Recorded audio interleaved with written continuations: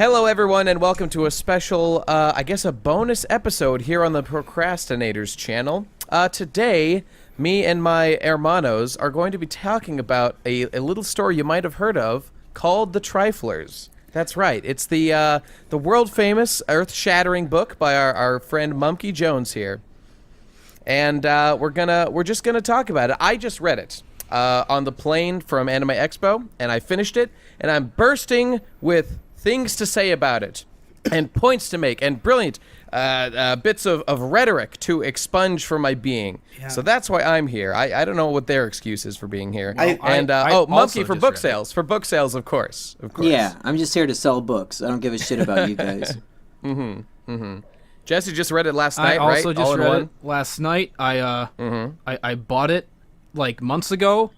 I read 10 pages. I got a little to the part where Dawn gets locked in the freezer, and that's where I stopped. And I just couldn't. Like 10 pages to halfway through the book. That's pretty far. I just stopped. I couldn't pick it up. I couldn't pick the book up anymore because I just hate Mumkey so much. But right. Last night, because Nate had posted about it on Twitter, I'm like, oh god, everyone's still reading that damn book. I better finish it too. And then it was said that we do a podcast today, and I was told that we might get a new member of the Procrastinators, and I had to put a stop to that. Because that's how. Because every time we have a guest on the show, he becomes a real procrastinator. That's how I ended up with Mumkey in the first place. So no more new procrastinators. I had to put a stop to it.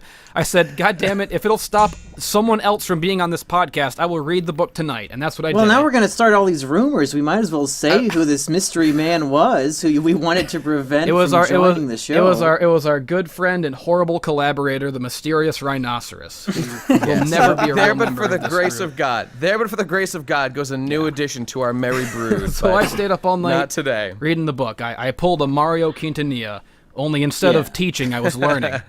We should say that Tom wanted to be here, but he's out of town right now, so he couldn't. That's true. He was actually, in all fairness, he's the one who read it before any of us. Yeah. Not so before me. What the fuck are you talking about? I read it first. Oh, shit, you're right. I totally forgot, because you don't matter. Right, but Tom's the first real person. He's the first real person who read it. Well, okay, so we're all up to speed. We've all fucking read this book, and we've got the author here, so let's just dive the fuck in. So, I don't know, should we just talk about our general thoughts on having finished it? I've certainly got some, Why don't you go ahead, since you're, brimming at the fucking... Yeah, you were you guys, remarkably affected by it, it seems, on Twitter. Real quick, before you start, I do want to say that since I was a young boy, my dream of being an author was to go on book tours and shit. But now, just sitting in my bedroom with 3 of my friends online, my stomach is in knots and I feel physically ill. Aww. So maybe I'm not. Maybe I don't have what it takes to go on a book tour with all these fucking people. Well, that's what Maddox was like, right? During his first book tour, as I remember in some interview, but then he became the god we all know today, so don't worry about it. This is all, it's all part of the growing process. As long as my fall from grace is 15 years out, I think I'll be fine. You know what? In all fairness, I should say, Mumkey, is there any sort of preamble you want to give? Anything we should say before, I don't know, diving into it, just since you're the main man? Anything you want to say? I guess I'll just say we're going to go into heavy spoilers probably, but really that shouldn't bother you too much. And if you've already read it, then you should especially enjoy the podcast. And yeah, I'd say if you can, I'd say go read it before listening to this. If you can, go buy it and then read it and then come listen to this in that order. That would be best. But if you want to listen, hey, you're gonna get some interesting shit out of this anyway. So okay, so right off the bat, it's very interesting the way that you've structured the book. And I'm just going with the super basic details here, but the way that you structured it from the perspective of multiple different protagonists. They all count as protagonists, right? Is that accurate? Is that the book lingo to use here? Whatever, it doesn't matter. The point is, you've got Dawn, you've got Mason, and you've got Mario as the main guys who are speaking here. So you've got Mario, the school shooter, Dawn, the sociopathic manipulator evil character, and Mason, kind of the didn't do nothing good guy. Genki. Sorry about that. Yeah, you should be sorry. This is professional work we're doing here. So I mean, immediately, it took a while for me to figure out, kind of what Dawn's character was going to play into. She's kind of like the main driver of everything that happens in the story, for the most part, except obviously some shit goes down with Mario. The book begins with we know he's the shooter, so it's not like that's a spoiler or anything. We know he's doing the shooting. It's just building up to that point. And so it's kind of learning backwards how things got to that point, and really what Mario might have done it regardless of what happened. In fact, he probably would have. But it's the way that Dawn manipulates him and encourages him and makes things worse for him when it was entirely possible that things could have gone better. I have a gigantic written up analysis of Dawn's character here in this notepad document that I wrote while we were waiting to get together here, just going into specifically the ending and why she is writing, because for her part, Dawn's input in the story is from the perspective of a letter written to her mother after all the shit has gone down. And so I put together this whole big analysis of like, okay, so Dawn is a sociopath who manipulated all these people in the Triflers into doing some fucked up shit. But it's very interesting because every account that we've got here is in the form of sort of a journal entry or Mario's manifesto, or in Dawn's case, it's that letter written to her mother. But the thing is that we learn at the very end of the fucking book is that her letter was written, and I actually suspected this from the very beginning. Dawn's letter was written with an agenda. It's full of at least several notable lies, and it's possible the entire thing was a lie. So just for example, because Dawn's really the character that I am the most fascinated by. I kind of relate to Mason the most, of course, as I'm sure everybody does. Do you relate more to Mario? I mean, I don't know if I relate to any of the characters of the story in the slightest. Mason's a totally normal kid, except for the fact that he's got severe depression. The one who I felt like I understood the most was probably Dawn, though because of the twist at the end... Well, because of the twist at the end, it's hard to say because it's hard to say how much of what she portrays about herself is actually what she's like. The character that's portrayed in her story felt like someone I went to high school with, but like a more clever and more sociopathic version of that person. But like seeing the big twist at the end kind of puts it into this perspective where she has to be a lot smarter than the character she portrays. Because I think that the character that I was reading out of Dawn, some of the stuff she would focus on in her letter is like, you have to be a fucking retard or some kind of weird autist to like focus on these things. But then you see at the end, well, okay, if it's all for a purpose, then maybe she was doing that just to fuck with people, Well, see, that it's interesting, and I could tell that what Mumkey was going for was trying to make Dawn, at least in her own eyes, seem like she's the smartest dude ever and that she's got all her bases covered. But I actually made a list of all the ways that she is weak and has made mistakes and all her failings. Because a categorical spreadsheet of her failings. I did, because I have great hope at the end of the book that Dawn is not nearly as smart as she thinks she is. And so, just I mean, the big question if the story that she wrote is like mostly true, then she definitely is not as smart as she thinks she is. Well, I'm aware that it's entirely possible. Literally everything she wrote was a lie or fabricated, which I found very interesting. And I suspected that from the beginning when she insisted that everything is 100% true because nobody ever is. I don't know. She's too smart to realize that she isn't coloring things with her own bias. So that stands out to me immediately as like a something notable. So at the end when she when she has the big bait and switch where Truman, probably the worst character in the book in terms of like the worst person because he's just such a weak, disgusting piece of shit, possibly even worse than Dawn. He's alive. I will say he was. You don't really hear from him until the very end, where we get some parts from his perspective, and I loved his character once we did, just because Mumkey, I think of all the characters in the story, the one that you did the best job capturing is the like semi-retarded beta male orbiter, like. Well, he was perfect as that, you know? I actually have some criticisms there. I thought it went a little too far. Like, the childish writing, the spelling mistakes, he seemed like he was literally retarded. He just had no idea. He probably is literally retarded. Wait, isn't that the whole point of the book, is that every character is literally massively retarded? Well, there are plenty of mental illnesses to go around, but I think only Truman descends into actual, much dumber than the average person. The thing is about this book is that all the characters really did remind me of people I knew in high school, and him especially. I had a face I could put to that guy. Yeah, you know? I read Truman's lines, I see Jesse Wood's face. It's just that 1-to-1. It's just a 1-to-1 correlation. Bam! Got him. You got me. You got me. Bury me with my money. But that aside, at the end, as soon as the shit went down. Okay, so I mean, we're going all over the place here. So eventually we'll probably flesh out the plot more. But at the end, after Mario has gone off to do his shooting spree, and Dawn has kind of she's gathered the Triflers the day afterward for a meeting. The way she is described, and this is why I don't think I'll go through my list, but this is one of the many ways I don't think she's as smart as she pretends to be, or she thinks she is, because according to her letter, the day after a school shooting, Chow's uncle, Tao, brings home a fucking dude for them to do their evil human experiments on. Yeah. And it's how could he possibly think that was a good idea? And of course, it's all a cover for smuggling out Truman and explaining how people died and pretending that it wasn't her. I mean, it's, yes, and explaining what happened I remember to Truman's body and shit. Digi pointed out almost immediately when I went to his house the first time, that's just the plot of a Serbian film. Don is clearly writing out the plot of a Serbian film, because it's even the same name as the character. Yeah, the guy who he captures is literally the main character of a Serbian film. It's literally that character is written into her story. So she has, that's why I'm inclined to believe that that's the only part of the story that's an outright lie, because of the fact that she's basically just borrowing from a movie she saw.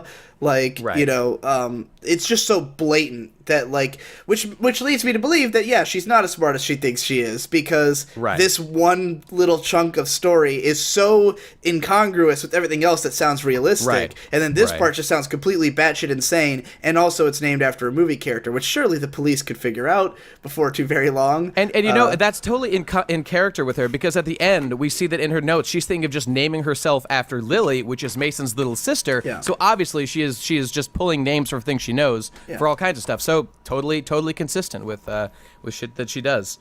Fuck Dawn. Let's just for the sake of clarification.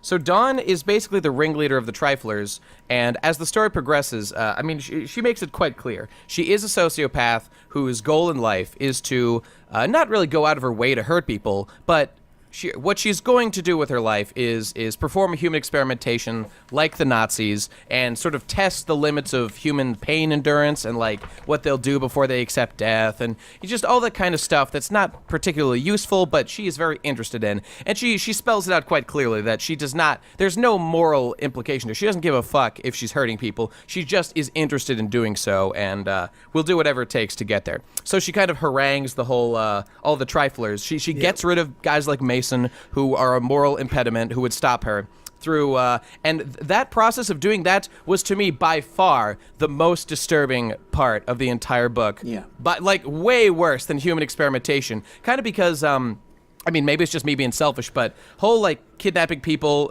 chopping them up, making them kill themselves, that kind of stuff, that almost seems cartoonish to me, whereas women, false rape allegations, doing the kind of things that she's done, I could totally see probably happen every single day, ruin innocent men's lives, and terrified me to my core that it could someday happen to me. So you should have seen me on the plane as I'm reading this book, surrounded by a grandma and some hot little number on my other side, as my face is going,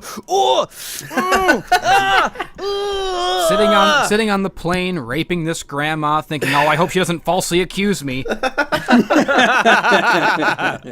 Exactly. Yeah, exactly. That part of the book had the most impact by far, not only because it felt more real, but also just it was such a perfect, like, because the thing is, to me, at that point in the book was where I was starting to get bored, and particularly of Mason, because Mason's thing is that he's kind of a normie. Like, he's not a normie. And this is another character, again, while I don't connect with Mason personally at all, he was another one I could put a face to from my high school years, because, like, there was always, like, that guy who hangs out with kind of the freaks and weird... not even slightly normie of all. And of course Mario would be Mumkey, of course. Yeah, well, I imagine Mario looking like Munchie, actually. But wait, that cut out. Looking like who? Like Munchie, but like a short version of Munchie. Half Mexican. It's the whole thing. But anyways, Mason, I knew kids in high school who kind of like hung out with the freaks and weirdos because their life wasn't really like normal, but it's not that they thought the same way. Like Mason doesn't have any like mental disorders. He just has a shitty home life. So like he connects with these people who are much weirder than him because he doesn't feel normal because his home life's so shitty. But like the way he actually acts is not like these other people who are all like, actually crazy. So, but like as you go through, I kind of got that point. And at first, like learning about his home life and stuff, I was like, okay, I've seen this story before. I know people who've been through this. But that was the point of the character. Yeah, and then eventually eventually though, it kind of starts to get to like, okay, I get Mason. Like because he doesn't really have a goal the way that Mario and Don do. Like he does by the end, baby. Yeah, well, that's the thing. Like at some point, I'm like, okay, I'm kind of sick of hearing from Mason, and it's right as I'm starting to really get sick of him that the tables turn on him, and he gets written out in a big way. And like the second that thing happened, where they say like the police go to pick him up, I immediately flipped through the rest of the book to see if Mason's name was at the top anymore, and I saw that it wasn't, and I was like, fuck. Like like just that realization that his story has just ended like 75% of the way through the book was probably my favorite moment in the whole book. It was by far the best, most disturbing, terrifies me to my core. That's the real shit. That's the real shit. Audio down. Well, let's see here. If you like, I would love to go through all the reasons why I think Dawn is a piece of shit, retard, faggot, bitch, and by all means, just dwell. Okay, just dwell on that for a moment. Okay. So I wrote this down, so forgive me if I'm just reading off my page here. The content of her letter. What utility is served by Dawn sending the letter? Why would she do it? Ego and nothing more. She's still human and has weaknesses. Now, I'm aware that there of the list that is composed by Truman, there are exactly 4 reasons given to why she would do it. And I divide them into 2 categories. 1, emotional reasons that add risk to her doing so and add nothing other than fulfilling her own ego, and those are freeing Mason and taking credit for the Ricardo fire. Why in the fuck would Dawn do something that in any way makes her life more risky just to help Mason? It doesn't make sense. But putting that aside, there's also 2 good reasons to do it to factor in. I thought it was being implied, especially through Truman's dialogue at the end of the book, that Dawn actually did like Mason. Like, she's actually in love with him, I thought. Unacceptable. There's no way that this... If she loved him, okay, I mean... That is unfathomable to me. I think any feeling she has cannot be equated to love. I think that There's no way. I think she lied about the sex being terrible, and that she actually had a thing for him. Because Truman keeps saying how she'll get like... He keeps saying, like, oh, she's getting way into writing about him, or, like, that she's ignoring Truman and stuff. Like, Truman, who she's obviously using and doesn't give a fuck about. Well, here's where the black pills come out, because love isn't a real thing. Especially what does that love have anything to do with you're saying that she likes him. What does it mean to like someone? To be willing to frame them for rape of you or her little sister or his little sister and send them to jail? She needed to do that to get out of what she needed to get him out of the way, but then she still cares about him enough to free him. Like that seemed obvious to me. Mumkey, do you want to pitch in on this? Do you have an opinion? I thought the implication I mean, of course I do have an opinion because I know what happens, but I don't like to answer questions in terms of people trying to like translate the book or interpretations because I mean it ruins people's interpretations. So I'd rather sit out on that one. That's fair. Well, okay, I guess we'll just have to have a disagreement there. Was but I don't see how either you of could those an possibly interpretation that you had not even thought of, though?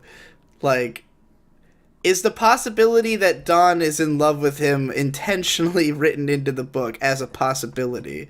Even I'll concede there's a possibility. I just find it ridiculous. Well, because I think a lot of the last part of the book is clearly throwing in lots and lots of implications so that you can come to different conclusions, but without it being ever, like how much of the story is a lie, how much of this and that. There's deliberately no answer, but there's lots and lots of implications that could drag you in different directions.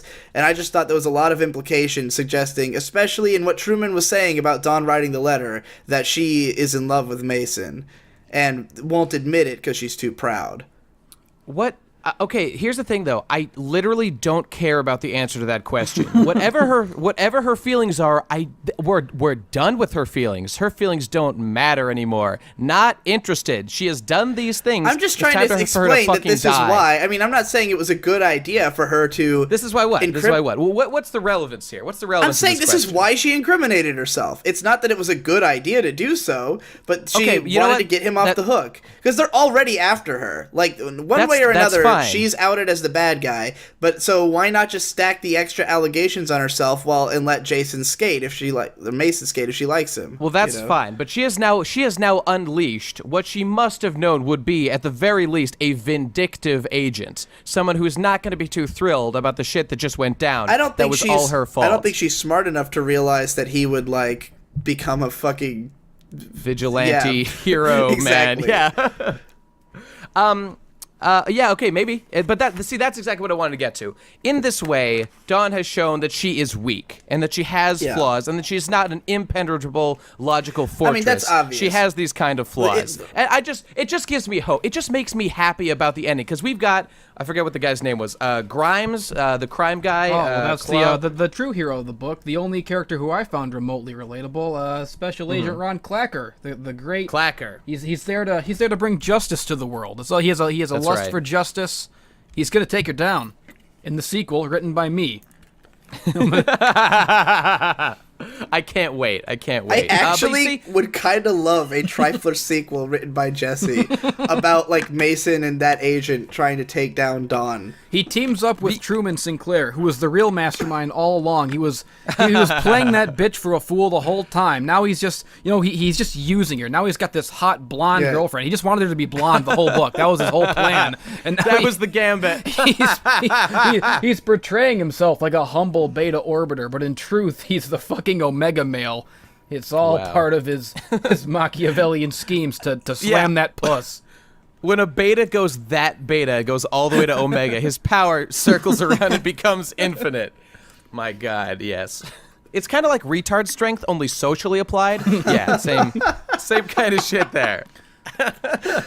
Oh my God. Yeah, so I read the ending as, personally, I don't feel I need a sequel at all, because in my mind, I now know that, it was clear all along, but I know that Dawn has flaws, and that there are two hot male heroes on the case to take down this weak, cowardly woman. And if Ronda Rousey can't take Jesse, then we know that Dawn cannot handle these two men. Dude, I would kick Dawn Bracken's ass. She's like a 15-year-old girl. I'd throw her in the fucking toilet. So yeah, my impression of Dawn throughout the story is that the way she's meant to be is just extremely pretentious. She really thinks she's hot shit, but it's constantly evidenced that she is not. Not just in her actions, which are petty and retarded. Because she's a fucking teenager, and she acts like a teenager. The things that she thinks are, a big deal are just not. Like swearing. She's so obsessed with swearing. God, and I knew girls like that in high school. I knew people who were like, swearing is for, uneducated people and stuff like I know that kind of pretentious bitch, and she totally reminded me of that. So the whole book, I always saw her as this grating, pretentious asshole who thought she was hot shit, and the only reason that she succeeds is that everyone around her is even more retarded. That's right. But, that's right. In that moment when she meets the detectives, you definitely have this sense of these people are fucking adults and they're way beyond her, and they are going to there's gonna be a way they can get her. I mean, which is the end of the book doesn't really leave her with much prospect of like winning this one. You know, like she's got all these things she's trying to do while she's on the escape, but none of it is very convincing that it's gonna work out for much longer. Like, you know, they've figured out who she is. They're gonna chase her down. It can't be that hard to catch this girl who has no fucking idea what she's doing. She thinks she does, but she's a fucking idiot. And that's what I love so much about her. The fact that she... Okay, so again, just to go back on that, because I love shitting on this fucking bitch, as I'm sure everyone does. She just represents everything evil. I mean, forgive me for getting a little red-pilled here, but she's like evil femininity at its worst, or at least she uses the tools at her disposal, particularly with Mason, and manipulating Truman, and you know, the whole fucking thing there. But like the way that she so cataclysmically does not understand Mario, and like does not know that one of her pawns is about to go commit a fucking school shooting tomorrow. Like, and that's how you know because the thing is she sees herself as in control, but she does this thing.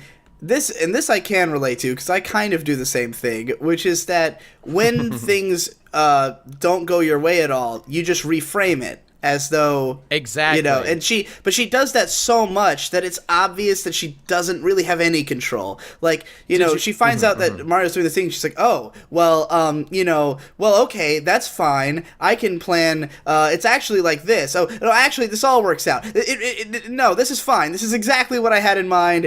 This is okay, you know. But like, the reality is that her plans are completely fucked, and that she's getting foiled left and right and having to change everything. And I mean, you know, you can do that for some time, but how long before, you know, it just pulls the rug gets pulled out from under her? This bitch didn't even think to she was so fucking dense. She didn't even realize that Joe was in the restaurant before the thing got burned down. Didn't have any idea that there was a possibility that somebody would be there. And that's just one of her many, many mistakes along the way. And yeah, she doesn't know what the fuck's going on. You know, we're talking about, you know, what a monster Dawn is, but we're not talking about, you know, the other actual monster in the book who actually committed the shooting, Mario, who is just as much, if not more, of a retarded faggot and represents everything wrong with the entire world all at once. He's a stupid, like, uncreative, unoriginal. He only speaks in 4chan copy pastas, which... True. I'm not sure. He speaks in Mumkey videos. Is what I'm trying to say. Two of my way. videos are just direct pulled from Mario I recognized chapters. a few passages of just being your videos. Well, you know, if we're segueing from Dawn to Mario, he's basically a Mumkey Jones fan, is what he is. He's Mumkey's entire fan base in one wretched body. Well, you know, the thing is, even though I'm fascinated by Dawn, the great thing about that is that, and this is kind of the reason I even wanted to do this, and I was tweeting about this before as I was reading, like, the first half. Dawn is pure evil and is basically irredeemable by her own account. You know, maybe she's, you know, was talking herself up. She's not actually such a sociopath. But according to her account, she's not changing anytime soon. She is a constant evil force. Mario, on the other hand, that's something that we can do something about. Mario is someone who could have been saved by society. And that's what well, stick with me. I'm just saying that so Dawn frames herself as like, so at the end of the book, she talks about how there's a passage about how, what were the triflers? What makes a trifler a trifler? And she thinks about, were they all lonely? Do they all have the same fascination with the macabre? No, it wasn't any of those things. It's just that they were manipulable by me. And I agree that was the real problem here. These people had psychological vulnerabilities that she exploited. And so the way we can help that, and we can talk about Mario specifically, because he's obviously the biggest one, though Truman's no spring chicken either. He's a bit of a murderer himself.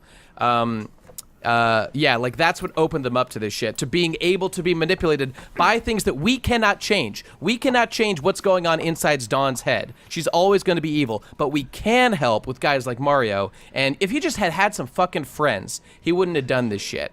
And you know, like I rewatched Mumkey's Elliot Rodger. Notice I didn't say Rogers. Yeah. Elliot Rodger. I'm learning. I'm getting better. I watched that video beforehand, and it was the two questions that he brought up at the beginning of that. Why did this happen, and how can we prevent it in the future? Yes, that's pretty much what was running through my mind the whole time thinking about Mario. Obviously Mario is based on Elliot Rodger, and of course, the parallel is obvious. What were you saying, Jesse? Well, Mario doesn't have any real problems. All of his sadness and depression comes from the fact that he is an obnoxious little spurg idiot, shit retarded butt boy who can't make any friends because he sucks. That's no one else's fault. I think it's unrealistic to say, like, how do we help these people? Oh, we gotta find the weird little depressed people who are mean to everyone and who suck and just be friends with them so they'll be better. That's ridiculous. Some people just suck and they're evil. Well, even if the answer is that we can't do anything about it until we have some sort of, I don't know, brain scanning psychopath technology, and then we can know ahead of time what people are going to do. Even I would just like to know if there's anything we can do. And you're right, because especially the way Don frames it, and I love the way in this book, the way there are different accountings of different events, and that the way, like, Don, I love how Mario goes into detail about, like, all the conversations he had with Don about, like, oh, how I want to, like, massacre everyone in the school, and Don was totally like, yeah, I want to fucking, hang them up by meat hooks and carve out their innards, or whatever it was, but Don leaves that out of her story entirely, clearly framing herself as, like, oh, I would never delve into that kind of, like, bullshit. I fucking love that. That's really great. She's a pretentious bitch, and Mario has no reason to be. He's completely. But Mario honest. is just as pretentious and deluded. He has these fantasies that he's going to kill a bunch of people, and all the betas will be alphas now, and no one will ever be depressed again. He's going to create a utopia. Where do you even start with what could fix that? Nothing can fix that. That's a deep, fucked up, idiot delusion. Yeah. Well, that's what You're not wrong. Personally, like, Mario's parts are my favorite parts of the book because what they're could have hilarious. caused? Like, nothing causes something like that. That's just there's something fucking wrong with you. You belong in the trash. Yeah, that's not good enough. Damn it, that's it not is good enough. I kind of agree with Jesse because, like, we wouldn't know, like, a guy like this. It's like Jesse just said, we can't just, like, find a depressed guy and be I'm going to be your best friend now. We've and, invented like, antidepressants, and you can debate about, the ethics or the value of antidepressants, but they don't make an antidepressant for stupid. There's no anti-stupid pill. Look. It's but he clearly illustrates several points in the story where, we're just going from his words here, obviously, but there were ways that things could get better. Mario was never even on medicine at any point. That's fine, Nate. There's ways that things could have gone differently, but no one could ever possibly recognize that. Like, there's no way you can know. When the doctor when Mario talks about how the doctor just blew him off and didn't take him seriously and said, just go talk to your general practitioner or whatever. Yes, Mario should have followed up with that. But there were moments where things could have gone differently if the system was more, the system's responsive. always imperfect, and that's the problem with all this stuff is that they try to fix them. Yeah, well, but the thing is, the problem isn't that nobody helped Mario. The problem is that the system itself needs fixing. Like, it's not that he needed fixing, it's that the system needs fixing. It's that you need to have the doctors not be shit, and stuff like that. I agree. And so, yeah, but personally, reading Mario's parts, and this is my biggest criticism of this book, and this is something I told to Mumkey, but I tried to avoid talking about it online so it wouldn't color anyone's perception who hasn't read it yet, is just the fact that it slips into self-awareness sometimes in ways that I think work against the characters. Because with Mario, sometimes he reads like a parody of a school shooter, and sometimes he reads like a school shooter. And so even though that makes this part of the book hilarious at times, it also kind of deflates parts of it where there's moments I love. Like, okay, when he goes on and on about how Death Note inspired him, that was like the perfect combination of hilarious and also totally I can see it. But then there's other times where he goes on a rant that, does sound too much like a Mumkey video, but I know Mumkey videos, when I watch them, I can tell it's self-aware and it's not a fucking school shooter writing it. So when he is able to have that level of, like, cleverness or to tell a funny joke, I think, well, Elliot Rodger couldn't tell a funny joke. Elliot Rodger's fucking retarded. His book reads like an insane person wrote it. Mario sometimes seems retarded, sometimes he seems too clever, and so when it comes down to the end where he just fucks everything up and dies, it's like this should have been a more retarded character, I think. I mean, I see what you're saying. I don't know if I necessarily agree. There were times where I thought... I don't think anybody... where it was a little bit harder I don't think anybody who commits a school shooting is a funny guy. Because funny people have friends. And it won't happen. What if... Well, but that's part of the delusion that's pointed out. What if the Joker he did, in committed fact, a have school friends. shooting? The Joker... Yeah, I'd be all smiles. I don't know if the Joker is actually a funny guy. Like, has the Joker ever actually said, like, a joke that makes you laugh? Well, okay. I thought the joke is that what he finds Mark funny Hamill is. and Cesar Romero in the funny category of Jokers. But now we're getting off on a tangent about which Jokers. Rating the funniness of Jokers. I feel that, like, the point of the Joker is not so much that he's funny to other people, but that what he himself finds to be funny is, terrorism, I guess, whatever he does. What is he considered? I think the Joker is just a terrorist. I mean, in the animated series, he's a crime lord, but he's also a mass murderer. Yeah, all those things, all those good things. Well, all right, that's fair. I'm pretty good at just diving into something, and this is probably a negative on myself as like a critic. I'm pretty easily able to get absorbed in worlds I'm reading, so there weren't many times where I had difficulty separating Mumkey writing it from the character. The reason I felt this way is because I felt so strongly that these characters reminded me of people that I've known before, that like when they did something that was incongruous with that, then it would take me out of it a little. Like with Dawn, because she's so pretentious and so up her own ass and focuses on so many weird details in her story, there were times where I thought she was too clever as well. Where like she does something that I'm like, okay, I don't believe that the person who thought that explaining every fucking detail of her work shift at the stupid goddamn ice cream place was necessary is also clever enough to write this other sentence. It's like... Like Mumkey himself is better at English and creative writing than the characters that he's portraying, even though he sometimes is trying to portray the story like... Sometimes he tries to write like a retard, and sometimes he writes clever, and the two can compete, is what I mean to say. The only time I've really felt like that was with Truman. I mean, unless I never got the sense this character was actually retarded. I that kind of definitely took me for a loop. Got the sense that that Mumkey had stumbled upon a great scheme of making his book impossible to criticize because it's written from the perspective of three terrible writers. Yeah. True. But that's what I mean when I say that sometimes the writing was too good. Like, it's just inconsistent, where sometimes it's like... It's clever and funny, and it feels like a dark comedy, which is how it kind of bills itself. And then at other times, it feels like you're just looking into the... Like, when Dawn goes into, like, everything about her work routine, it was so fucking unnecessary, and I thought that part of the book was completely boring, because it's not funny, it's not really relevant, she's just going on and on about everything they do, but it does get you kind of more into... Like, I'm looking at it and I'm thinking, this is what a fucking 16-year-old would write, though. Like, she would think that this is all necessary, because I've read lots of stuff written by teenagers, because teenagers constantly submit to me their work for my review, and it's always full of unnecessary bullshit information. So reading a part like that was more boring as a story, but better as this is something a dumbass 16-year-old pretentious bitch would write. Whereas other parts where it's like really, there's like a clever twist and there's like a just right timed piece of dialogue or something that's really funny, I'm like, okay, that was great. Oh, what was the one? I wanted to make them look like you. Oh, got him. Fuck wheelchair people. That whole big dramatic twist part. I died inside reading that. I wanted to die. I definitely felt... I like how he put her on the school shooting list, by the way. Like she did anything fucking wrong. Fuck you, Mario, you piece of shit. All right. What did Marissa do? What did she do?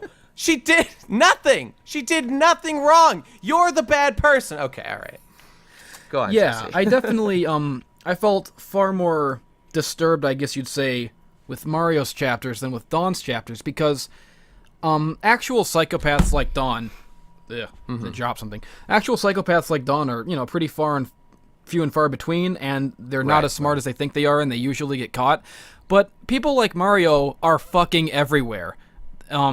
He is every 4chaner in the world. He's every internet commenter in the world and every Redditor in the world. They're all over the place. They're all too stupid and deluded to know how evil they are and how malicious they are. And they're the real problem. We need to take them out. We need to put them in a fucking meat grinder, just like, Mondo Burger. You mess with Kurt, you go in the grinder. That's what I say to him. What the fuck is Mondo Burger? What are you talking about? Is that the prequel to Good Burger? Yeah, it's the evil fast food chain in Good Burger. Yeah, that's right.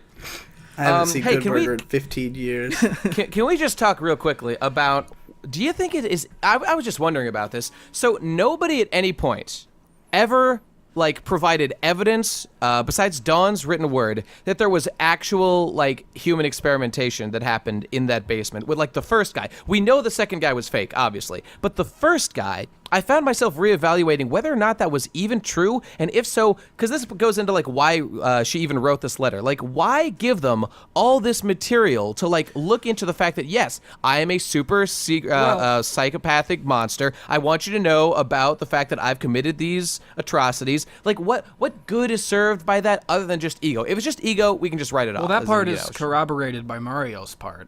I mean, a lot of what Dawn says can be called true because it's Mario did say that they started doing that. Are you sure? He said something about that, yeah. Yeah, the FBI agent brings it up. He says, Mario says he was responsible for 2 deaths in Bloobity Blue. Yeah. Oh, shit, that was 2 deaths. Oh, fuck. Okay, yeah, I fucked that up. Incidentally, I wonder about why the fuck did she tell anyone, though? How many of the kids' videos had you guys seen? Because I'd seen One Man, One Jar before. So that was another interesting aspect of the story is how much of it is just real. Sometimes it's interesting because some of them Mumkey made up and some of them are real videos. So and it's because I've seen some of the real videos that it actually enhanced how disturbing the made up ones were because I can't tell how many are things I just haven't seen before. So as I was reading this book, probably the part that disturbed me the most was just Mumkey describing videotapes that the characters were watching.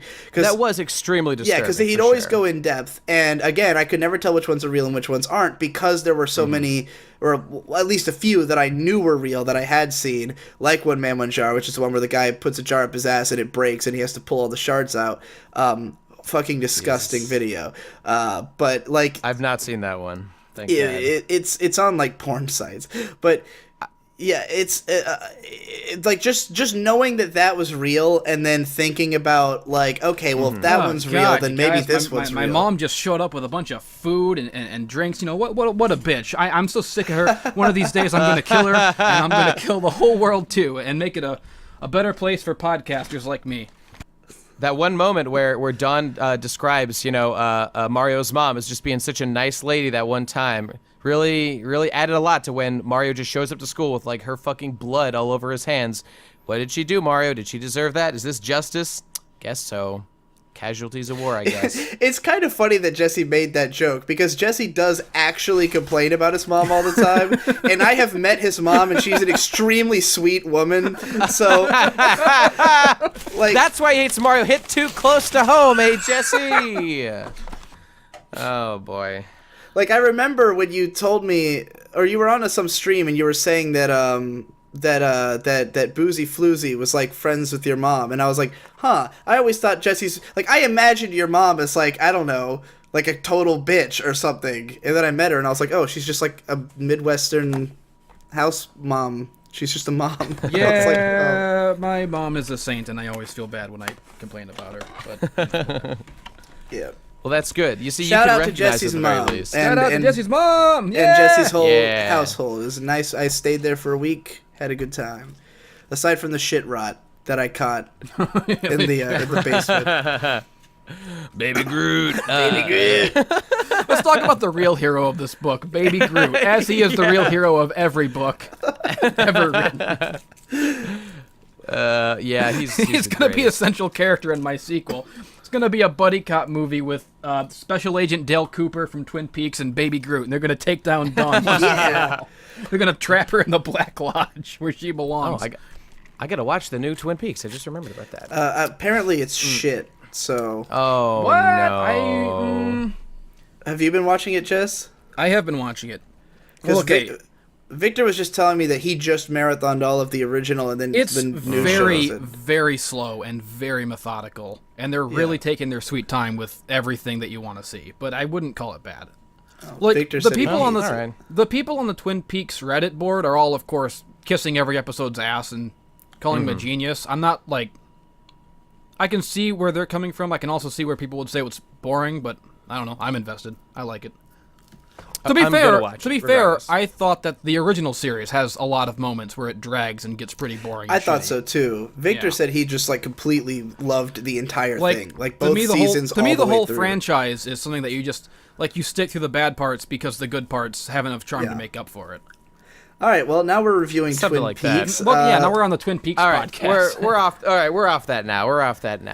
Let's talk about Mason. Just to see what we can get out of the character of Mason. So it was interesting to me that you said, Digi, that you couldn't really relate to the guy, because to me he was painted to be basically the normal everyman. Well, I'm And- not a normal everyman, am I? So Well, I wouldn't really consider myself to be one either, but just as like a moral agent. You know what's interesting actually? I actually love the character of Dawn, because Dawn is exactly the opposite of me. Because while she is an amoral, unfeeling psychopath wanting to hurt and kill people, I am an amoral, unfeeling psychopath whose only desire is to make the world better for everyone. That is what I am.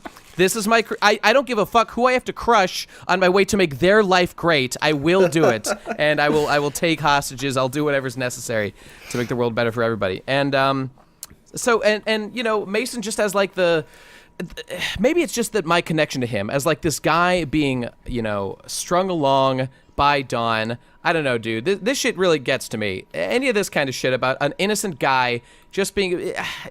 I know I'm gonna go we off the get rant it. You're here. a red pill MGTOW, Nate. We understand. That's it. I have such deep fear of the real power that women have socially over men, and it haunts me. It haunts me all the time. It doesn't. You know why it doesn't haunt me? because I'm because- not a rapist. Well, that and No, was he a rapist? Was he a rapist, Jesse? Yeah, lock him up. Here's an accusation. No actual proof. What's that? A bunch of hearsay? Throw him away. Fucking lock him up. I just- Fuck What do you this mean guy. no proof? There was a little girl with cum all over her. That's proof. That doesn't was- matter if it's true or not. It's still proof. She literally could have gone into the bathroom after he jacked off and rubbed it on herself. There was no proof that he actually Who did would anything. ever No- do that? That's ridiculous. That would Oh, never so happen. It would never happen. Would never happen. Ugh. incidentally, by far my favorite thing that happens in the book is No, Lily rubbing okay, cum all over herself. Let's talk about that for a Fucking second. 'Cause hilarious.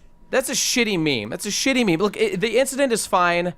It's cool that people bring up that as like an interesting, outstanding moment. It's like just a me. visceral It's thing. just me who brings it up all the time because it's by Well, far what I consider to be. Maybe it is just you. I mean, when I sell the book to people, I tell them there's an 11-year-old rubbing cum on herself.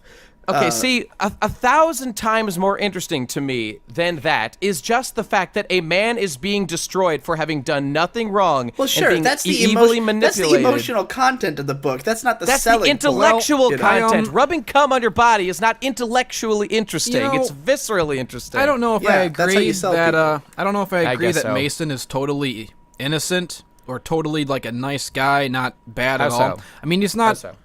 he's not as evil as the other two, but he's pretty annoying. Yeah, and he's complicit in a lot of.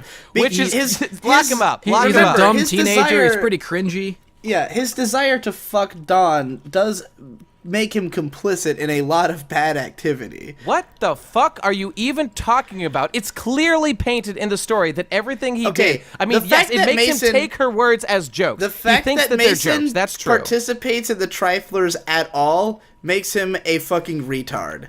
Like, All right, you personally have admitted to watching that clip of the guy You know taking what? the ass. okay, are I've only- you First fucked of up all, too? Are you as evil as Truman? Nate, I mean, I Mason. never said What? I wanted to watch that video or that I enjoyed it in any way. In fact, Oh, it but you were just horrified and strung along by disgusted me. society, I guess. No, you No, know my what? fucking I ex-girlfriend agree with linked his it to me point. randomly, I think that and- if you're too stupid to notice that the people you're hanging out with are weird, gross, grimy, greasy pieces of shit, then you're probably just as bad. Yeah, I mean, like, he... God, why do I keep having to turn down my audio? Look, he got played. I will fully admit he's weak. I mean, he's yeah, definitely he's a- weak. he's You're just- not evil, but being a certain level of stupid to me is complicit in evil. I think Mason it turned a blind eye to a lot of things because of the fact that he wanted to fuck Dawn.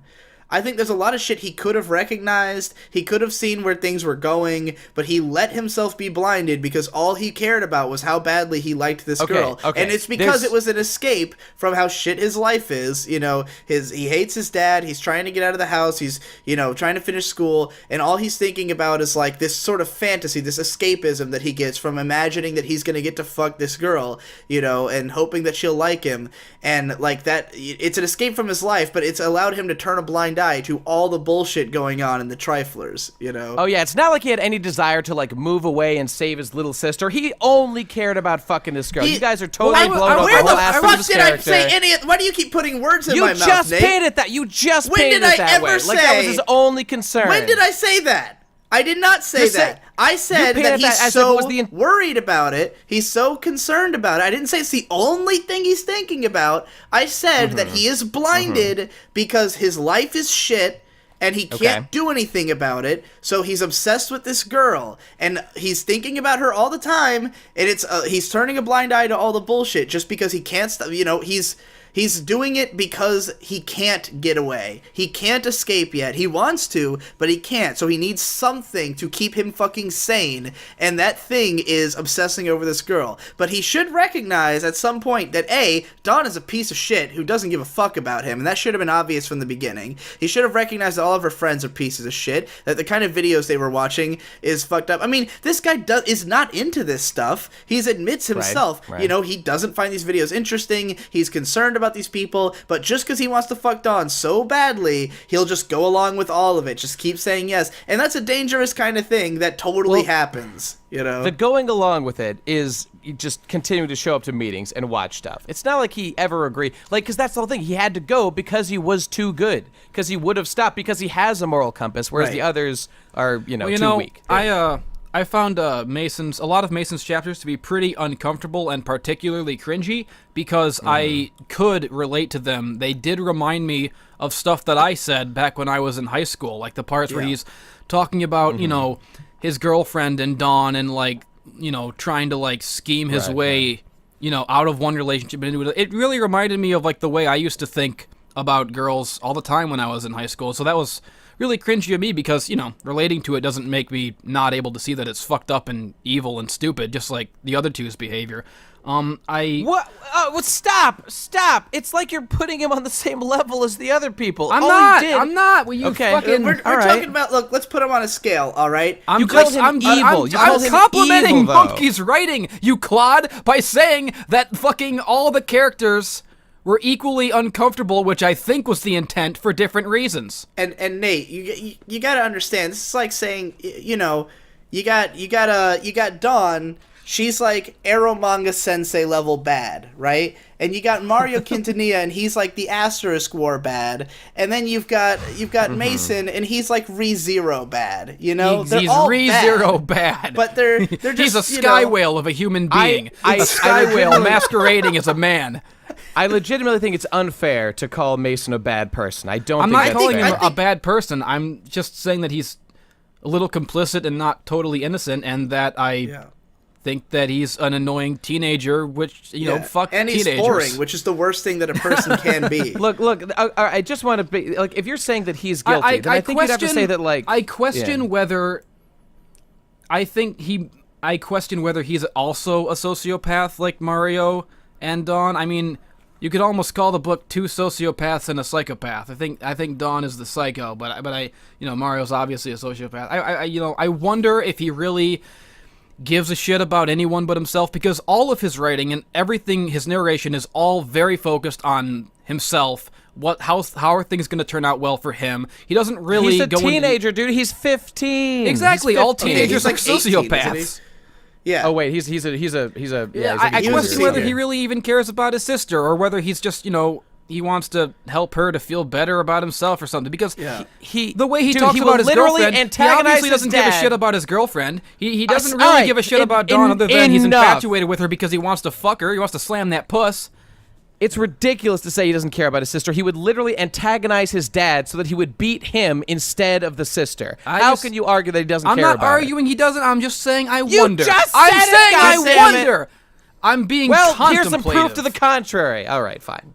I disagree. And for what it's worth, the second that Lily did something of her own accord that he went against the completely plan, turns on her like that. Yeah, as soon as she takes he's those like, naked pictures, fuck that he starts bitch, sounding you know? exactly like Mario. Oh, yeah. He was mad at her, and then he got over it the next entry. What a bad person to be mad Nate, at someone. Why do you keep blowing this way out of proportion? Nobody's saying he's a bad guy. We're You're saying that he turned on her like that's some sort of like he that's irredeemably not a good broke thing. off all ties. No one said it was It's irredeemable, totally you motherfucker. normal. Yeah, it's normal. Normal people suck. Normal people are horrible. It's normal for people to be shit half the time, Look, half of their lives. What context are we coming at this from? From having normal human expectations for characters, or expecting them all to be literally perfect I'm paradise just of saying, goodness? I'm going for normal person here. Worse things happened to Mason than he deserved, but he's not a great guy. He's just a shitty teenager like every other one you knew in high school. Look, Mario and Dawn are worse than anybody I've ever known. Yes. Well, okay, that's not fair because I knew a school shooter. So Mario's as bad as the worst guy I've ever known, and Dawn's maybe a little bit worse. But Mason is just like a lot of kids I knew in high school who were just fucking dumb, burnout kids who didn't know what their lives sucked, so they had no plans, and they just fucked around, and they made a lot of bad decisions. He didn't deserve to have the things happen to him that did, but he's not a good guy. He's not someone you root for. He's just kind of a shitty little teenager who gets a lot worse than he deserves, you know? But, like, at no point was I like, yeah, Mason, you go, until the very end where he gets, like, and it's only because... where he becomes the Punisher. Yeah, it's only because... like, so severe of stuff happens to him that, yeah, he basically has, like, a superhero backstory now, and now he's interesting at the very end. But, like, throughout the book, he's fucking completely lame, and that's kind of the point. That's why it's actually kind of cathartic when all the bad shit happens to him, because it's like, oh, thank God, we wrote out the boring guy, and now we get to focus on the cool characters for a while, you know? Like, fuck Mason. You guys are ridiculous. No, I don't agree with you at all. I disagree that his chapters are boring. I think they were, just as interesting I think as the they other get two boring. characters. I thought they were interesting at first, but eventually I just But like I do I definitely got it. think fuck him. Yeah. When he confesses in his entry, I mean, of course he's the normie. Of course he's got the least interesting thing. His, it's not like his problems weren't the worst. His problems actually were the worst of any character, and yet he puts That up is with fair, it the yes. most. He is the best person despite having the worst situation. You know what, Nate? But then You've swayed me. What? I agree with Thank you. now. Thank you. I mean, that's objectively true. I mean, again, And it's just that his problems are all real stuff that most of the people I know have gone through, and like, it doesn't. Most people don't go through.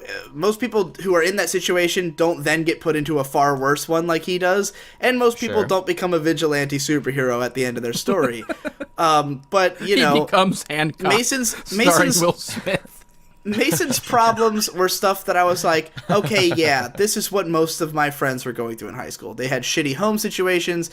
I hung out with a bunch of fucking, like potheads and stuff who were just trying to do anything to get away from the house because their lives fucking blew, you know? They had shitty parents who didn't know how to take care of them because they had kids when they weren't ready and they lived in the ghetto. Like, that was a lot of my friends. So Mason to me was like, yeah, I know this guy. I know this story, but he's not my friend, so I don't care about him the way I care about my friends.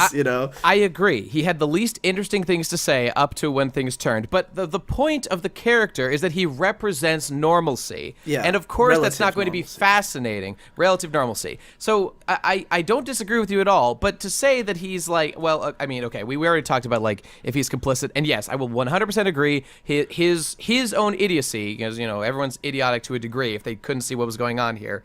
Obviously shot him in the back, but like the impetus, I mean, obviously, if you're dividing this up by percentages, I'm just saying he's got to be like tiny compared to what's going on with these other people. Well, sure, obviously, but we're obviously. comparing again.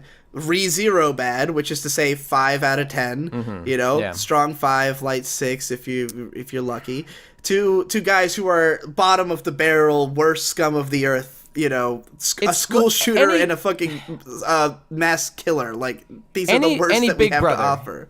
any big brother who protects his little sister from abuse, from an abusive father, I would put above a fucking, like, average. He's better than average. But, okay, whatever. Did he We really disagree. protect her, I though, get or it. did he just get her beaten up more? Oh, whatever. Let's move on. We know the answer to this question. What else is? How about Doreen Dobson? I believe was the male name, right? Is that the trans, the pretentious asshole Yeah. trans person? Again, very character I've seen. I mean, I'll tell you, man, Mumkey. You portrayed an obnoxious SJW pretty accurately with that character.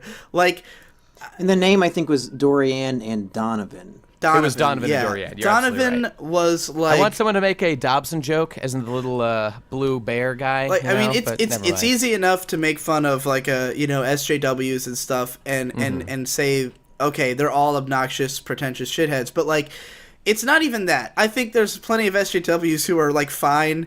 This person though, this is exactly the type who gets on you on Tumblr. You know, like, this is the portrait of the stereotypical SJW, but they do exist. There are real people like that, and Well, you know, this they is act the exactly character that way. This is the character I think I most felt the hand of Mumkey in, as in, like, yeah, by the way, fuck these people. Don't like yeah, but them. they're totally real. Here they though. are. Like Of course they they're real. are Of course they're real, and I thought But he did a good it's- enough job of like making it. It didn't feel like, it didn't feel like just a parody because of the fact that he addressed the backstory that he became this way, that he wasn't always like this, but like now that he's learned the rhetoric of this movement, of the social justice movement, he's developing these feelings. So even though he still hangs out with the fucking triflers who are like these terrible people watching horrible videos, Yeah. like, you know, he's still hanging around, but he's trying to like convert them to his new age like beliefs and stuff, and I thought that was totally believable. Like, I've seen people make that transition before. That is very But- interesting in that it, no pun intended. Right, true. It kind of shows the character's like deference to power in that you know once you know, because in her life obviously she's following trends. That's what she's all about. When she saw like, oh, I can get attention if I'm trans, so I'll do Yeah. that. I mean, just not that all trans are like Actually, that, but that's what this character was. Yeah, and not to distract from you too much, sorry, but I actually thought I felt the hand of Mumkey perhaps too much, just in the fact that the characters, like Dawn goes on this whole thing about how she's like, you know, oh, I don't have any problem with trans people, it's just the way that this character acts. That's And true. That's that was true. where I I did felt, feel that. That felt a little too defensive, where I was like, why not just make her hate trans people or something? Or like Mario, when I think he has a part where he does something like that with either trans or like blacks or something. He has some kind of like defense Yes. logic, and I was like, no, just let him be a fucking racist. He's It already really a school did, shooter, you know. It did kind of grate on me after a while and annoy me that all the characters sort of talk in YouTube videos. Yeah, Like, a little they'll be bit. like in the middle of a conversation and Dawn will just lapse into like an editorial on or, you know, Mario does it too. And, you know, it's like I said before about not really being able to criticize it, because I don't know if that's intentional or if that's just the way that like Dawn writes but doesn't actually speak. I mean, it felt a little too... It's true. It really felt a little too editorially at some parts. I agree. I noticed that in moments, and yeah, like she would literally in her dialogue suddenly transform into a YouTube video sometimes, and I think that's. I mean, you can defend it all you want. I think it's clumsy writing. Mumkey was 20. That's how 20-year-olds write. So, you know, I'm gonna blame Mumkey for that one. Yeah, I do yeah, remember- you swayed me. I'm gonna blame Monkey too. The one time, yeah, it was definitely during the transgender I mean, thing and with, don't Dawn, get I me felt wrong. that. I'm saying that because if you go read my light novel that I wrote when I was 20, that happens all the time. Characters will lapse into an editorial because I was used to editorial writing. So, you know, like in the middle of a conversation, a character will like psychoanalyze himself to explain to another one. So, you know. You should be Nisei Oisin. You're a genius. Nisei Oisin does the same shit. He started when he was that age, so yeah. He never grew out of it. Well, the only whatever. I don't. It's silly to go back to it, but I'm just going to finish my point anyway. It was just that Dorian, she was a bitch to social pressure, decided to be a cool trans person, and then when Dawn asserts herself as the leader of the group, she notices she bows to the new authority in her life, which is Dawn. So shows that she is a weak, spineless person too. There you go. That's just the character. How about? I mean, there's not a lot to say about Chow or Chow's uncle, because Chow's uncle, first of all, the more interesting of the two, just like a war vet who got a taste for blood, wants to kill people, thinks it's really cool. Those two also fascinated me in a way, and I have to ask Mumkey, did you have Asian friends like that before? Are you talking to me? You cut out. Yeah. Did you have Asian friends like the brothers? Chows, Yeah, every single person in the Triflers is based off of one of my high school friends. Yeah, I figured because that Including particular Don? brand of Asian Sick. household is familiar to me. Of like the kids, the younger generation of the household just being super disaffected because their parents are from a completely different culture and they just don't even know what's going on with their kids. Like, there's a level of disconnect. Like, you can tell the mother just literally does not understand her children because they are American and she's not, And she just tries to be the default mother because she does not understand what the hell. Well, one's her brother, right? Yeah, like it's but or the whatever. brother is younger than her, I think, by a good amount. And Seemed that way. he being ex-military, he kind of reminded me of like an evil version of my Asian friend Don-san, who has a cousin who lives with them, who's like that age, and he's like similarly a very like physically active, outgoing guy, mostly kind of quiet, but like watches a lot of movies and does a lot of travel and like lots of interesting, random, weird things, and like the older guy kind of reminded me of that a little bit. Like they just everything about the way that house was described and the way the kids act and everything. I was like, yeah, I've been in that house before. To some extent, like not that exact one, but it's like an accumulation of different Asian households I've been in, and I totally got it. I thought it was cool because the whole time I was picturing this veteran, Chow's uncle, as Rambo, the returning vet.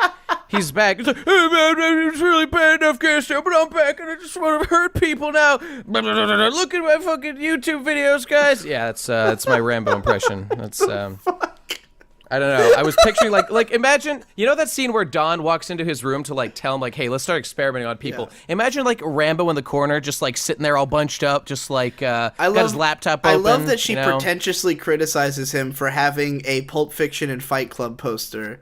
That really stuck with me because I would totally have those, and like it was that's what that guy would have. Of course he would, he's gonna have two good hypermasculine films in his fucking, one's a hypermasculine film at least, and the other one's comparable. Like, yeah, why wouldn't he? It just, a lot of the character details in this book really definitely resonated with me. Like, every character felt like somebody who I kind of knew, and I feel like Mumkey's high school friends are probably not dissimilar from mine in that case. Mm-hmm. I do want to mention about Chow was that his character was an experiment on my part to see how full-fledged of a character I could create who has 0 lines of dialogue in the whole book. And I was going to comment on that. Yeah, I was going to see if you guys even noticed that he didn't say a single word. I did, but only towards the end. Like, there was a moment where I suddenly was like, this guy's never spoken, has he? Like, I thought you did a pretty okay job. Like, I mean, he's obviously like the least interesting character because of it, but I felt like I understood his character in spite of it. I sort of like spaced out his entire existence in the story. Yeah. Like, I thought like the Chow's uncle was just a guy called Chow's uncle. Isn't it fascinating though that the more active, interesting character there would be referred to as Chow's uncle, while Chow was just the non-entity in the situation. And one moment that really stuck out to me was when after the meeting after she and Tao, the uncle talk, and they announced their plans to the group, and Chow just looks bored. Yeah. Very, very interesting. Very interesting response to that. And I want to know that. what's going on with this guy. I like that because I feel like he's just so utterly doesn't give a fuck that it like none of it matters. Like, he's a super alpha. He doesn't give a fuck about anything. I mean, I feel again like I've known people who are kind of like that. Like, I assume he's probably a pretty smart guy who does well in school and like but doesn't give a like has no particular opinions about anything, just doesn't care, just lets life pass by because he has no aspirations and nothing to care about. He's just letting the people around him control, and he hangs out with the triflers because probably his options are hang out with Asian kids or weirdos. Because, as an Asian kid, you're probably not going to hang out with, like, jocks and all the, like, white kids or whatever, So you're going to end up hanging out with, like, either the freaks or the other Asians. And he ends up hanging out with the freaks, Yeah, I love casual racism. Chinese people can't do not anything. Being racist. I'm, if anything, being sympathetic towards... This is what, like... Towards the weaker race of Asian people. Understood. My group of friends, I was the freaks in high school, and, like... That's who... Are you saying that Asians are the freaks of society? No, I'm saying that... Oh, no. Like, for instance, my friend Brandon Tolentino, he hung out with this guy Arn pretty much exclusively because both of them were Filipino. And so they hung out together, even though they weren't necessarily friends. They just hung out because they were the Filipino kids. And that's what you just end up gravitating to people who are your race. My high school was extremely mixed. So we had like probably half the school was black, half the school was white, and then some percentage of other ethnicities. And like the black kids all hung out together, and the white kids all hung out together, and the ethnic kids all hung out together, and the only group that was like super mixed, like there'd be mixing here and there, but it was the freaks and weirdos who was a true multicultural group, because we're internet denizens and stuff. Yeah. We don't give a fuck. We're outsiders. We don't feel like we're part of our race. So that's how a kid like that ends up with a group like that, I think. Yeah. He was in a bit of an enigma to me. Well, shit. What else we got? Have we talked enough about Mario specifically? Because I feel like we might have glazed over him a little bit in our rush to talk about other guys. I love the way he's fat. He is fat, unfortunately. I think the best thing about Mario, in his presentation in this book, is that this book shits on him in a big way. Like, because I know he's based on Elliot Rodger, and he's read the entire Elliot Rodger, manifesto and all that. And one of the things about Mumkey's relationship with Elliot Rodger is that he does make fun of the guy and point out that he's a fucking retarded idiot. And that's a big part of this book, is that Mario spends this whole book building himself up and having all these grandiose opinions, and in the end he accomplishes almost nothing. He goes in, he kills one guy who is the guy who stopped him, who becomes a fucking martyr and a hero for all time, His target as one of these people that have to be disposed of was the hero and save people. The real lesson to take away from it is thank God that mass killers are always the weakest, most beta, pathetic people in society. Because if they were strong like me, we'd all be doomed.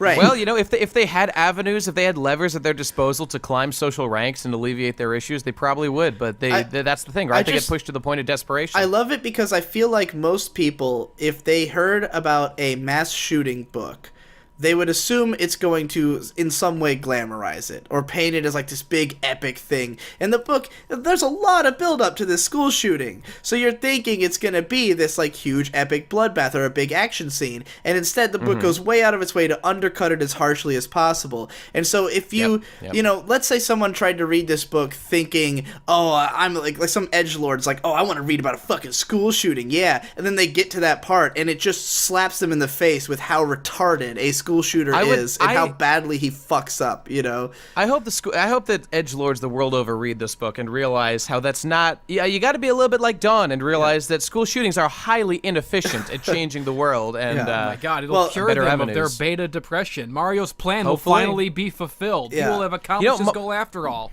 Mario's biggest problem to me, I think, was a lack of self-awareness, and even when Dawn clearly points out that every school shooter is a lack of self-awareness. They don't realize it's just not realizing that it's your fault, not the world's, or that the people who it is their fault, you're completely misguided on who they are. Like Elliot Rodger, there's people he could have blamed, but he didn't blame those people. He blamed the girls who wouldn't sleep with him. Because he just never even asked. So because he never even asked. So Mario, his rage is completely misguided, and the book points that out and shows it. This book paints Mario as a fucking idiot, and it paints his revenge as pathetic, and it paints him as a failure. And I think that's great because I don't think that I don't think there's a lot of people who could have written that and still made it feel real. Like, there's people who would have, imagine like a normie guy writing this book, like someone who like heard about a school shooting who's just like some guy that read fucking 13 Reasons Why or some shit like that, And that's the problem with 13. That's what you get. There's the Netflix series airing right now, and Victor pointed this out, that in that show there's a character who they're building up to be a school shooter, but he doesn't have the personality of one. He doesn't act like what a school shooter would act like. That anyone could point that out. Mario is a completely realized school shooter, but the book still shits on him for being that, and I think that's a cool aspect of it, that it was definitely one of the funnier twists in the book to read him just like utterly get shit on and fail horribly, and it was like, ha, you dumb fuck. Which I mean, Agreed. The guy who I know, the school shooter that I grew up with, who was a friend of mine when I was a little kid, he didn't even get to accomplish it because he made YouTube videos bragging about all his guns and how he was going to shoot up a school, and so he got busted because he's a fucking retard. So, Man, Bad what about planning. that American hero who tackled Mario and wrestled the grenade out of him and blew up? That That's was the Bryce whatever. Yeah. Bryce Dallas And what's Howard, great the hottest about that girl is in that school. Bryce Dallas Thundercock. What's Just great the about that greatest, part is, Mario had portrayed that guy as like this asshole normie piece of shit, but he's clearly like a total hero. Like, he saves well, that's dozens kind of lives, of that's kind of what Jesse says all the time about he aspires to norminess. Yeah, norminess is next to godliness. When you're an outsider of society, it's easy to just demonize everybody or view them as, because they're ostracizing you and they must be evil. But to a certain extent, it's kind of like like an outsider mentality. Like, if you're not one of us, we're gonna treat you like shit. But at the very least, these people they're pretty good to each other. They want to protect each other. Guys like Bryce. Not a bad guy. Certainly not Probably a bad guy has for bragging parents about in some the- sluts that he may or may not have fucked. He probably has like parents in the military who, while strict with him and therefore he acts out, they nonetheless are like very proud people, like very America's a beautiful place. You got to protect your citizens. I bet that's the house he grew up in. See, that's the thing about guys like Mario, or even guys like ISIS or whatever. Like they're viewing individuals Guys as part like of ISIS. like this. I hate that guy. He's the worst. Not a fan of that guy. Like they paint, like the whole terrorist, and Mario is literally a terrorist. Like, he's hoping to inspire terror to make society change. That's literally what terrorism is. And you have to view people as part of a collective, because Mario had specific targets, right? Of course, but Mario didn't care to like look into their stories, and you can see this clearly, that he was not even interested in diving deeper when he starts painting people like Marissa, this angel who gave him a chance and was such a wonderful person to him that he did everything wrong to and destroyed his own chances with. He says, like, I would have loved to have killed her too, but she's not at this school, because it's all about him and how he's the sad one, and how why hasn't life been nice to me? And that's exactly what Elliot Rodger was like. That he wanted to kill his own little brother, who he literally loved and who never did anything wrong, and he wanted to kill him so that he wouldn't turn out, because one day normie. He will have sex. Yeah. One day he'll have sex, and that's unacceptable. That cannot happen. What a fucking monster. Not a fan of that guy. Which is why, just on a little rant here, I get pretty pissed when people like lionize Elliot or like celebrate him in any way, because he's just a monster that no one should like admire in any way. I'm sure there's a great deal of irony going on here, but the water's getting muddied at some points, so I guess I'm just saying, don't get carried away with it, folks. He's not a good person. He is a literal murderer. If he saw you, he would kill you. So keep that in mind. Do we have anything else to say about the book? Any untapped shit? Mumkey, is there anything you want to hear us talk about your book? No, nothing specific. I was just gonna say I've been waiting over a year to hear people have an actual conversation about this, and I thought it would. Like, when I was writing it, I thought it would never happen. I thought nobody would read it. So this last hour has been like pretty fucking great for me. Like, even the parts where you're shitting on some of the writing, I'm thinking, yeah, finally somebody is acknowledging what I did. That's great. All it takes is a hero like Nate Bestman to read your book, and bam, instant celebrity. Yeah, I mean, I talked to Mumkey about some of my issues with it back in March, but wanted to hold off till more people had read it, because I was literally the first person to read it because I got an early copy. So I didn't want to like air any of this out, and like, you know, when people get it in their heads that they're gonna read it that way. Like if anyone listened to this podcast before reading the book, they're going to now read some of our criticisms into it. But they'll also read our more in-depth analysis into it. So, you know, I just want to say that I'm immensely proud of you, Mumkey, that you actually wrote this book and published it yourself, and that you have an actual, like a real novel under your belt. That's amazing to me. It's a thing that I haven't done, and it's a thing that I respect immensely, far more than any ridiculous, retarded YouTube video. Of course. Beautiful. Yeah, just to add to that, I would say this book is the only thing I've ever made in my life that I'm proud of. Like, all the YouTube is just like a fucking joke to me compared to this thing. Well, that's nice. I'd say that just on a I don't know, a literary note, I guess, this thing was an absolute page turner, and consumed it voraciously, and loved reading it, and it was really really good. I will say, and, I read this book in a night because I was trying to read it before Mumkey got to my house. Incidentally, I read the entire book while nonstop listening to Slipknot, Korn, and Marilyn Manson. And I would highly recommend you do the same so you can get into the school shooter mindset. But I read the entire book listening to the Stone Cold Steve Austin podcast, talking about wrestling. Doing it for the working man. Give me a hell yeah! I will say that I think the early part, there's like, this book has a lot of buildup, and I do think it's probably longer than it needs to be. I think that the midsection is the weak point. When we get to Dawn working at the ice cream place, like when she gets locked in the freezer, pretty much everything from that onwards is great. Like that's where the book really takes off, is after she gets out of the freezer, and all of her schemes from then on, all of that is fantastic.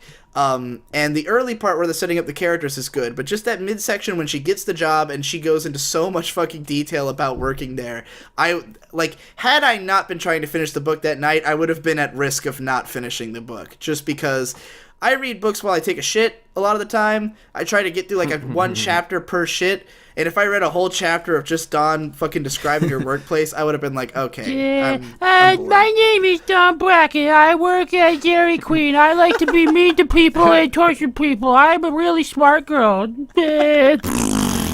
That's the whole book. I want the Jesse Wood audiobook of of the Triforce. Yeah, that'd be great. With that as Dawn's voice at all times, through all her narration. I wear pink socks because I'm a girl. Lol, fucking exposed. I wanted to say that I loved reading this. I tried my best to finish it in one sitting, but I am a genius, but I could not finish it in the 4.5 hours of my first flight, so I took till I came home from the trip I was on. It was wonderful. I was thoroughly entertained the whole way. I did not find I was in hard enough by the point where she got to that, where I was totally willing to take the journey that Dawn was providing me of like exploring her workplace, because I knew that it was leading to something, and when the place burns down and you get to think about all the details that she gave us all going up in flames, I enjoyed that immensely, and I don't know, maybe I had more patience or something, for better or ill. I was disgusted on deep levels, but in the right ways. I was provoked. I was made to think about real things, and I'm a very a very like issues driven kind of guy, and you really presented things in a way that as you've shown that you're quite capable of doing, really made me think about the real issues going on here behind the scenes, not just a fucking puff piece about school shooters and how cool they are.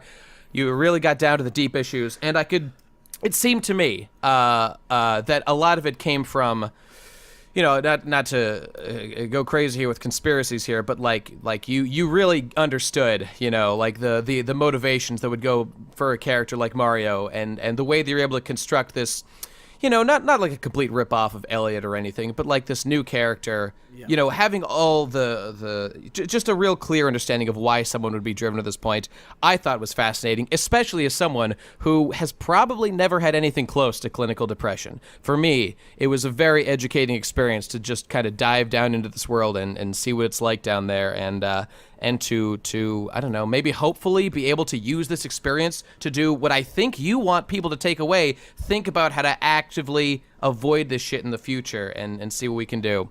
But that's where I'm at. It was great. Yeah, loved it. To summarize my thoughts, I mean, I think this is a really impressive book and piece of work, especially for having been written by a fucking 20-year-old. Because, again, I get inundated with people sending me shit they've written all the time. I usually can't make it past the first paragraph or the first page. And this is from people who, tout themselves as writers. Like, people who really think, oh my god, this is what I'm going to do, and I love writing, and they send me something and it's bullshit. I expected it to not be shit because your videos aren't shit. But when I started reading it, I didn't expect to be, like, hooked and actually want to read the whole thing, and I did.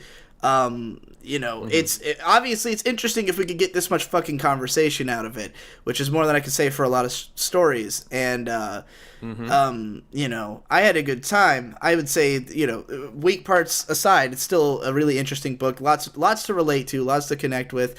And for what it's worth, I'm extremely excited to see where you'll go later, because writing, unlike any other medium, is not something that anyone is a master at young. There's never been a, world famous author who got world famous before their 30s. Like, everyone has to work up for that. What about the famous author Harry Potter? His series of autobiographies sold a trillion copies. But yeah, I think the only outlier would be S.E. Hilton, who wrote The Outsiders when she was 16. But otherwise, you're pretty much right. Yeah, authors never blow up huge when they're young. It's one of the only mediums where you really have to study at it for a long time. And so to be putting out something impressive enough that 3 relatively harsh critics, mind you, at least I'm a relatively harsh critic. If this wasn't interesting, you'd know. Yeah, you would definitely know. For me, I'd let you know. So to have written that at 20, I can't wait to see what you will be writing by the time you are 30. If you're still writing fiction, and if you still have ideas that are at least, half as interesting as this one, I can only assume you'll get better as a writer as time goes on. So yeah. I think I'm with Digi on the fact that I think simplicity might be key for your next work. So when you're writing that and you say goodbye, cruel world, and you're heading off to that rope hanging in your closet, that, just leave it at that, Just leave it at that. What? Kill yourself. I'm saying kill yourself. That's what I'm getting at. Is my next big magnum opus going to be your a fucking suicide Your suicide. note? That's what I'm getting. Yeah, that's the joke. thought. That's the joke. Okay, good. That went over my head. Closer. Nailed it. I think we should all agree that next week we'll come back together and review that Anime Snobs book in the same way. What's the status on that? Someone should read that and let me know how it is, though. I was told it's an autistic version of Dune. Okay, That sounds great. like what he would write, so I'm not surprised at all by that. When did he write this? When did he write it? No idea. All right. Like a year ago. Oh, we should have had him on this right now to review the book. What were we thinking? Has he read it yet? Did he read the Hello, trailer? everyone. It's me. I came in for the last won't part of the pay for it, podcast. right? It's me. the Yeah, he's Anime never going to Snob. read it because I won't send him a PDF. Yeah. What a piece of shit. Well, so long. All right, everybody, Auf go buy the Wiedersehen. Triflers on the link in the description if you haven't read it yet and you'd like to. Written by Mumkey Jones. He's proud of it. We're proud of it. So, And we're not just saying that because he's and maybe someday we can be proud of him, too. Yeah. Sounds good. That's the whole point of my life, is to make my parents proud. I haven't done it yet, but hopefully someday.